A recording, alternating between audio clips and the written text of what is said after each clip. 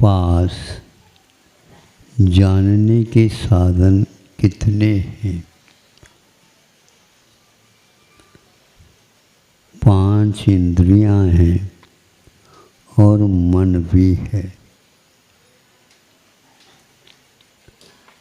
5 इंद्रियां जब होती हैं तो पांचों एक साथ काम नहीं करती। एक एक इंद्रियां एक एक समय में काम में आती है। अन्य समय में पूर्व का जो इंद्रिय था वह शांत हो जाती है, दूसरे वहाँ पर चालू होता।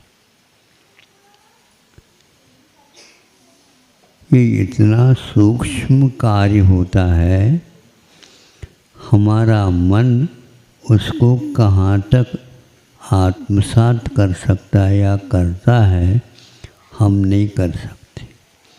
क्या आपने कहा यह मन का विषय बन जाए बहुत कठिन होता है। बन भी जाए लेकिन बस स्मरण में रह जाए ये बहुत कठिन होता है। स्मरण थोड़े समय के लिए रह जाए, बाद में लुप्त हो जाए, ये बहुत स्वाभाविक है। इसलिए आप लोगों के जो व्यापार है इंद्रियों के, वे बहुत सावधानी पूर्वक होना चाहिए। मन का संबंध उसके साथ, मन की उपस्थिति वहाँ पर नहीं है तो इंद्रियों के व्यापार का जो कार्य है वह सारा सारा लुप्त हो जाता है। जैसे कीड़े पतंगे, छोटी छोटी चींटियाँ वगैरह रहती हैं, उनका व्यापार होता है लेकिन उन्हें स्मरण नहीं रहता, क्योंकि स्मरण का साधन उनके पास नहीं। तो कई व्यक्ति आ जाते हैं, महाराज ये सब कुछ ठीक करता है लेकिन इसका मन का विकास ठीक नहीं हो रहा है। तो क्यों नहीं हो रहा है? उसमें कई प्रकार की बातें व्यवधान के रूप में आ सकती है, आप लोगों को ज्ञात रहता नहीं है। इसलिए इन साधनों को सही सही रखने का नाम क्या कहा है मालूम है? हाँ, इसको अहिंसा और हिंसा से बांधा है। ज़्यादा जोर से आप बोलोगे तो कान के ऊपर प्रभाव पड़ सकता है, पड़े ये नियम नहीं, लेकिन बहुत बार बार आप करेंगे अवश्य वह कान के ऊपर, आँख के ऊपर प्रभाव पड़ सकता है। इसका नाम आचार्यों ने हिंसा कही है। क्या कहा? आप अहिंसक है क्या हिंसक है? हाँ, पानी तो छान करके पीते हो, लेकिन दूसरे को जोर से आप बोल करके कानों में जा करके, कानों के पास जाओ और जोर से सुनते नहीं तुम, उसका कान का पर्दा। कई व्यक्तियों से ऐसा हमने सुना, हंसी मजाक में बच्चे ऐसे करते हैं तो कान बंद हो जाते हैं। इसका नाम एक प्रकार से आचार्यों ने हिंसा कही। प्रमत्ति योगात् प्राण व्यपरोपणम हिंसा। इतने उलट पुलट आप सोच लिए, उसके कारण भी मन के ऊपर दुष्परिणाम हो जाता है। फलस्वरूप वह एक प्रकार से पागल भी हो सकता है, पागल होने की ओर भी हो सकता है और दुनिया को भी पागल कर सकता। एक बार वह प्रभाव पड़ गया तो दवाइयाँ काम नहीं कर पाती, क्योंकि भीतरी जो ज्ञान तंत्र है उसके ऊपर प्रभाव पड़ा हुआ है। इसलिए बच्चों को भी ज़्यादा चिल्ला करके आप लोग मत कहा करो। साउंड के ऊपर आपका नियंत्रण रहना चाहिए, किंतु साउंड आपको होने के कारण अनियंत्रित ही आप सब रहते हैं, वो अच्छा नहीं। बड़े बड़े व्यक्ति जो चिंतनशील रहते हैं, लेखक रहते हैं, गायक रहते हैं, वो इस हाव हुल्ला से कभी अपनी कला का प्रदर्शन नहीं करा सकते। एकदम शांत बैठिए तभी काम होगा। और भी स्थान हैं जिन स्थानों में हम अपने प्राणों को बहुत अच्छे ढंग से सुरक्षित रख सकते हैं। कल या परसों आयु कर्म के बारे में हमने कहा था, आयु भी प्राण है। आयु यदि प्राण है तो प्राण के बिना जीवन नहीं चल सकता। इसलिए बहुत ही व्यवस्थित अपना काम होना चाहिए। आप 1000 व्यक्ति एक साथ बोलो तो भी व्यवधान उपस्थित नहीं होगा, क्योंकि वहाँ पर स्वर के साथ, व्यंजन के साथ और एक प्रकार से लयबद्ध क्रम से कार्यक्रम होता रहता है। उसके लिए टिकट लगता है, समझे? यहाँ पर कितनी टिकट लेकर के आए आप लोग? यहाँ पर बैठने के लिए भी आपको टिकट लग सकता है, क्योंकि इस प्रकार के बात करते हैं वह इस प्रकार घर कर जाती है तो वह हमेशा हमेशा याद स्मरण में रह जाता। आपको खर्च भी नहीं करना है, किंतु केवल नियंत्रण रखना बहुत महत्वपूर्ण बात है।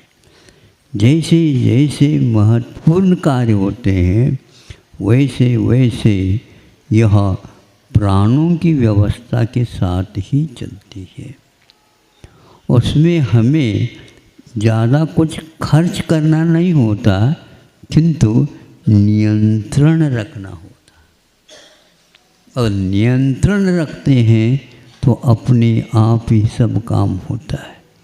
मैं जब छोटा था उस समय की बात कहता हूँ, कहीं जा रहे थे तो गाड़ी में बैठा था तो वह सब लोग बैठ गए पीछे।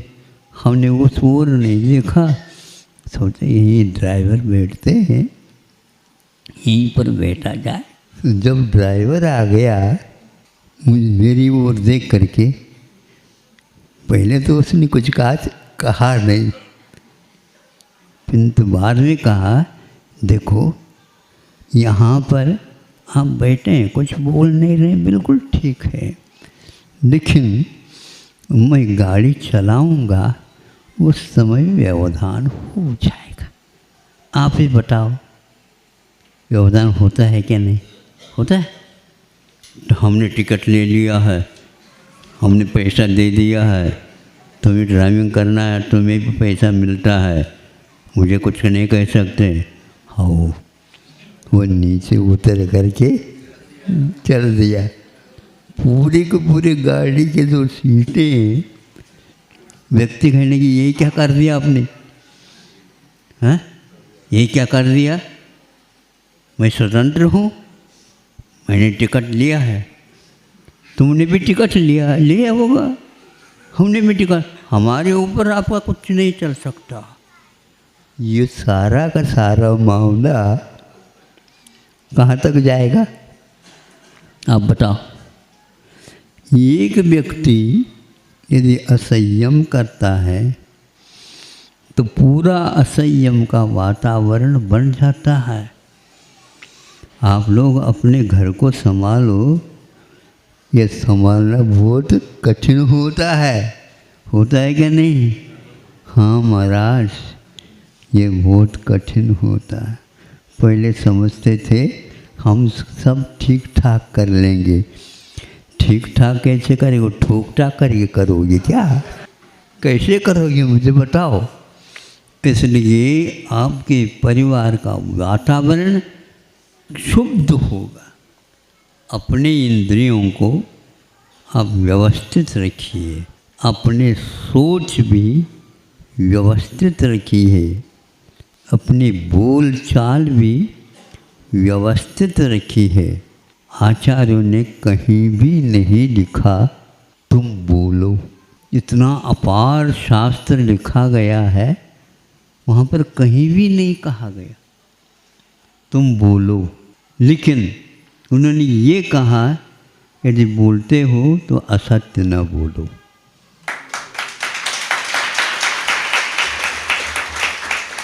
ये शास्त्रों का सार है। तत्वार सूत्र के सारे सूत्र को छाना, यहाँ पर बोलने के लिए कुछ कहा ही नहीं जा रहा। बोलना एक प्रकार से बाधक तत्व है। विज्ञान जो छात्र विज्ञान को देखा है उसको ये बात समझ में आ सकती है। वो ये लिखा गया है कि बोलना है तो असत्य नहीं बोलना। बोलने से क्या होता है तुम्हें बताना चाहता हूँ। शास्त्र में ये लिखा गया, आकाश में सारे के सारे अपनी व्यवस्थाएं हैं। जैसे रेखा खींचते हैं ना आप लोग, उस प्रकार आकाश के प्रदेशों की पंक्तियां हैं। और जो कोई भी वस्तु इधर की उधर, उधर की इधर, नीचे से ऊपर, ऊपर से नीचे आदि आदि होते रहते हैं, वो सब अपने सीमा से ही गुजरते हैं। तो यह आपका जो वचन है या बोल है, यह भी एक वस्तु है। और यह वस्तु जितनी तेज़ी के साथ आपने बोला है, उतनी ही तेज़ी के साथ ब्रह्मांड को पार कर जाता। यहाँ से लेकर के लोक का अंत जहाँ तक नहीं होता, वहाँ तक उसकी गति हो सकती है और होती है। और उन पंक्तियों में, उन आकाश के प्रदेशों में छोटे छोटे त्रस भी हो सकते हैं, स्थावर जीव भी हैं, भरे हुए हैं। उनमें से यह आपके शब्द की यात्रा हो रही है। उसको धक्का लगने से कई जीवों की वहाँ पर मृत्यु संभव है। आप चाहते थे क्या? नहीं, लेकिन विवेक के अभाव में, इसलिए आचार्य नहीं, सारे सामान्य साधु भी बोलना नहीं चाहता, क्योंकि शास्त्र में कहीं बोलने के लिए कहा ही नहीं।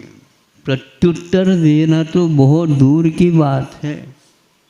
शांत रहना, इसमें अहिंसा तत्व की आराधना होती है।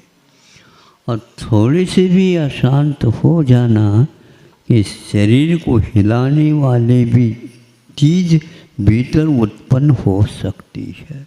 बड़ी व्यवस्थित यह शरीर की संरचना होती है।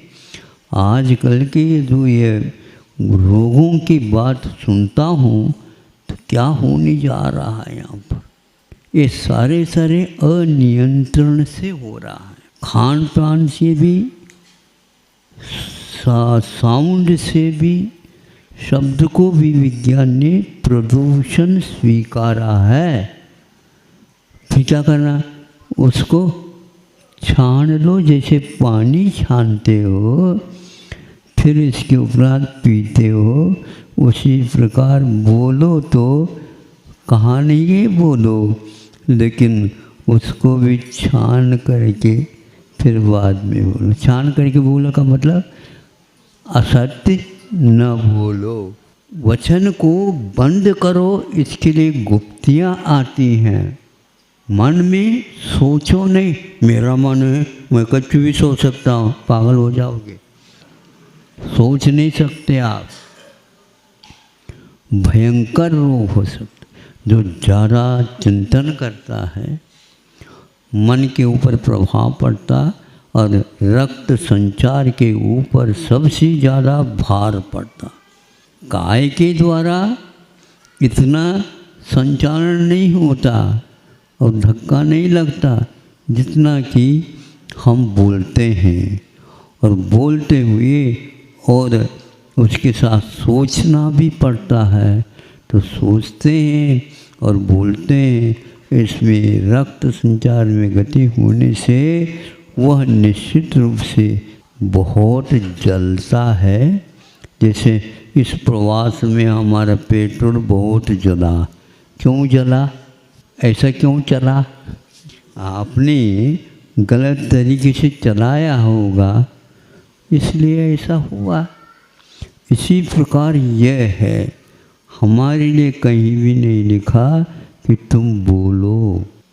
तो यहाँ जो शब्द यहाँ निकल गया, लोक के अंत तक चला गया, उसमें जो जीव है उनको क्षति पहुँचा है। संलेखना के समय पर सावधानी रखने के लिए कहा है। वहाँ पर ज़्यादा जो बोलने वाला होता है उसको भेजो नहीं, वो वहाँ पर जाए नहीं। और जो धीरे धीरे बोलता है, हाँ, तो यहाँ पर अभी आप लोग बोलने वालों को खड़े कर रखा है ना, उसको वहाँ पर हम अनुमति देंगे ही नहीं। तुम केवल उस संलेखना में जो लीन है उसके दर्शन भर कर सकते हो, उसके साथ तो बोलना पैसे भी कितने भी खर्च कर लो, आप भले ही दबाव किसी के ऊपर डालो, आप माइक के ऊपर भले ही दबाव डालो, वहाँ पर तो जा नहीं सकते। क्यों नहीं? क्योंकि वह एक एक मास हुआ है, भोजन भी नहीं और पानी भी नहीं, तो वह बोली से उसके कान एकदम झन्ना जाएंगे। इसलिए वो भी बोलो तो बहुत कम बोलो, मृदु बोलो, प्रिय बोलो। हाँ, आप सुन रहे हैं, आपके लिए नहीं पूछ रहा हूँ, किंतु संलेखना में जो शपक रहता है उसको पूछा जाए जा करके, ठीक है, ठीक है, ठीक चल रहा है, ऐसा तो बोल नहीं सकते। वहाँ पर प्रशिक्षण लेना पड़ता है, तब कहीं जा कर के आपके लिए, जैसे आकाशवाणी में बोलते हैं ना, हाँ, ऐसे शब्द, ऐसे अक्षर अक्षर प्रस्फुटित होते हैं। बहुत धीमे बोलते हैं, बहुत ज़ोर से नहीं बोलते हैं, लेकिन सबको स्पष्ट सुनने में आता है। आप लोगों को सुनने में आ रहा है? तो बहुत ज़्यादा जो है यह करंट देने की कोई आवश्यकता नहीं है, इसलिए आपको प्रशिक्षण लेना अभी बहुत आवश्यक है। और एक आध बार ताली बजाना तो ठीक है, बजाने के लिए नहीं कह रहा हूँ, एक आध बार तालियाँ बजाना तो ठीक है, किंतु तालियाँ ये तो हर बात पर तालियाँ बजा रहे, तो फिर तालियों का मज़ा ही समाप्त हो। हाँ हाँ, मात्रा तो रखो ध्यान, अति मात्रा से उसका जो स्वाद है वह कम हो जाता है। तो अपने जीवन को जो प्राणमय है, प्राण वाला है, उसको, प्राणों को सुरक्षित हमेशा रखना चाहिए। जितनी आप उसकी साफ सुथरी व्यवस्था करोगे उतनी ही वह एक प्रकार से हमें लाभ देगा। तो आप आज समझेंगे, कल जो आने वाले हैं, आज के जो आने वाले चले जाएंगे, लेकिन यहाँ पर इस ढंग से लिख दो, अभी 9 बजे तक वहाँ पर मंदिर में तो जाओ, किंतु महाराज जी के पास यदि दर्शन के लिए जाते हैं तो कोई बाधा नहीं, किंतु वहाँ पर बैठो नहीं, बैठे में मान लो तो भी आप बोलेंगे नहीं वहाँ पर। सुन रहे हैं? हाँ, मौन से सुनो और कान से सुनो, मौन से बैठे रहो, कोई कुछ नहीं होगा। लेकिन यहाँ पर बैठने से, जैसे मुझे उसने गाड़ी में से भैया तुम पीछे जाओ, ऐसे ही आप लोगों के लिए भी यहाँ से नहीं है, तो आप लोग यहाँ पर बैठो, हम दूसरे ऊपर और भी तो कमरे हैं, वहाँ पर बैठ करके हम अपने काम निकाल लेंगे, इसमें कोई बाधा है ही नहीं। देख लो, हमने तो कह दिया, ये तो आप लोगों को ज़बरदस्ती तो नहीं किया है। हाँ, मतलब ज़बरदस्ती वहाँ पर महाराज जी जो है नियम लागू कर रहे हैं, ऐसा नहीं। हमारे यहाँ ऐसा होता है। हाँ, व्यवस्थित हम अपने आप को नहीं, आप लोगों के लिए हाँ व्यवस्थित करिए, ताकि किसी भी आप देखो तो लो इसका क्या आनंद। आगे भी बच्चों को बोलने की आवश्यकता नहीं पड़ेगी, बच्चा समझ लेगा। जो बहरा है, गूंगा है, नहीं समझे, वो भी समझ लेगा। फिर आंखें लाल करने की भी कोई आवश्यकता नहीं, आँखों में वैसे लाली कम है। आँखों में यूँ देखते ही डॉक्टर लोग, अरे खून तो बहुत कम है लेकिन बहुत लाल होते हैं ये बच्चों के ऊपर बहुत लाल होते हैं, खून तो है ही नहीं। ऐसे क्यों? तो वो क्रोध का परिणाम है। इसलिए आप लोग अपने आप को शांत बनाओ। सम्यक दर्शन की भूमिका शुभ निष्ठा के साथ बताया है। सम्यक दर्शन प्राप्त करना है ना, तो जिस भूमिका में वह प्राप्त होता है वह भूमिका हमेशा बनाए रखो। नहीं है तो वह कभी भी आपके पास नहीं आ पाएगा। इसलिए आप अपनी हानि को देखो और लाभ को भी देखो, इतना ही पर्याप्त समझता हूँ। बहुत कुछ विषय आपके सामने रखा है, शास्त्र का है, इसलिए शब्द के द्वारा भी प्राणों को क्षति पहुँच सकती है, पहुँचती है, उससे हिंसा का कार्य घटित होता है। हम अहिंसक हैं तो ऐसे शब्द नहीं बोल सकते, बोलते हैं तो आप पाप से बच नहीं सकते। पाप से बच नहीं सकते तो दुख में आपको रुलना ही पड़ेगा। इस प्रकार के दुख से बचने के लिए इतना आपको संयम रखना पड़ेगा कि सारे जीवों में मनुष्य ही एकमात्र पूर्ण संयम का पालन कर सकता है। इसलिए आपके सामने ये रखा। और कोई भी जीव है जिसके पास मन नहीं है तो उनके पास संयम नहीं आ सकता, और आप यदि इसका पालन नहीं करते हैं तो उसका कोई मूल्य ही नहीं है। तो सबसे ज़्यादा महत्वपूर्ण मन है, संयत मन है, और उसका उपयोग करना चाहिए। अहिंसा परमो धर्म की